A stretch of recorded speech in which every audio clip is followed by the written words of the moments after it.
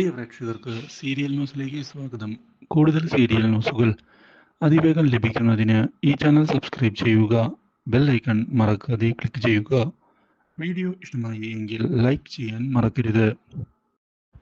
അപ്രതീക്ഷിതമായി തൻ്റെ പദ്ധതി പാളിപ്പോയി എന്നുള്ള കാര്യം അറിഞ്ഞതിനെ തുടർന്ന് ആകെ ഞെട്ടിപ്പോയിരിക്കുകയാണ് അഭിഷേക്.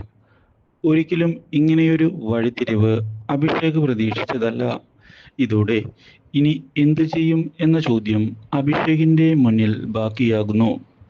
കാര്യങ്ങൾ അറിഞ്ഞതിനെ തുടർന്ന് ഇഷയുടെയും പ്രതീക്ഷ നഷ്ടമായിരിക്കുകയാണ്. ഇനി എന്തു ചെയ്യും അഭിഷേക്? കാര്യങ്ങളെല്ലാം നമുക്ക് എതിരാണല്ലോ, എങ്ങനെ പിടിച്ചു നിൽക്കും മുതലായ ചോദ്യങ്ങളാണ് ഇപ്പോൾ മുമ്പിലേക്ക് കടന്ന് വരുന്നത്. ഇത് കേട്ടതിനെ തുടർന്ന് ഒരു വിധത്തിലും പേടിക്കേണ്ടതില്ല എന്ന് വ്യക്തമാക്കുകയാണ് ഇപ്പോൾ അഭിഷേക്. ഞാൻ എന്തെങ്കിലും ചെയ്യാം, ഒരു പോംവഴി കണ്ടെത്താൻ എനിക്ക് സാധിക്കും എന്നുള്ള വിശ്വാസമുണ്ട്.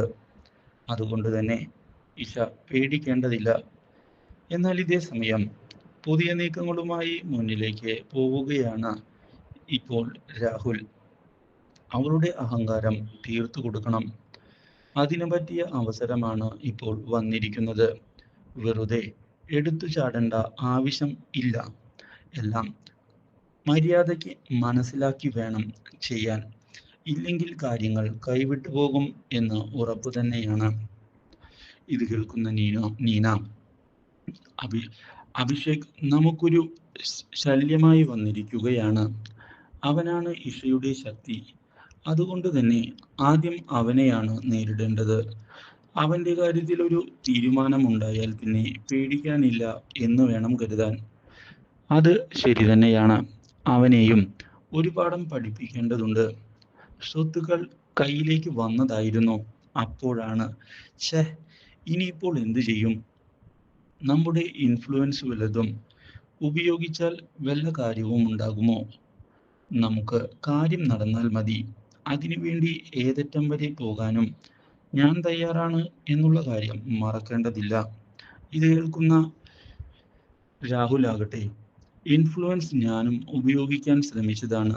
പക്ഷേ ഇഷയുടെ സൈനാണ് ഇപ്പോൾ ഇമ്പോർട്ടൻ്റ് ആയി വരുന്നത്. അത് ലഭിക്കുക അത്ര എളുപ്പമുള്ള കാര്യമല്ല ഈ സമയത്ത്. അതുകൊണ്ടാണ് കാര്യങ്ങൾ ഇങ്ങനെ കുഴഞ്ഞു മറിഞ്ഞ് കിടക്കുന്നത്. അവളെ തട്ടിക്കൊണ്ടുപോയാലോ? എന്നിട്ട് സൈൻ വാങ്ങിപ്പിക്കാം. അത് ഞാൻ ആലോചിച്ചതാണ്. പക്ഷേ റാം മോഹൻ ഈ കാര്യങ്ങൾ അറിഞ്ഞാൽ തിരിച്ചടിയാകും. നമ്മുടെ കള്ളത്തരം അയാളുടെ മുന്നിൽ പൊളിഞ്ഞു വിടാൻ പാടില്ലല്ലോ. അതുകൊണ്ടാണ് ഞാനിപ്പോൾ സൂക്ഷിച്ചു കാര്യങ്ങൾ മുന്നിലേക്ക് കൊണ്ടുപോകുന്നത്. എന്തായാലും നമുക്ക് പറ്റിയ അവസരം വരും എന്ന് തന്നെയാണ് എൻ്റെ പ്രതീക്ഷ. ഇതേ സമയം ഇഷയാകട്ടെ രാഹുലിനെതിരെ ഡിവോഴ്സ് നൽകുന്നതിന് വേണ്ടിയുള്ള തീരുമാനം എടുത്തിരിക്കുകയാണ്. Do like, share and subscribe.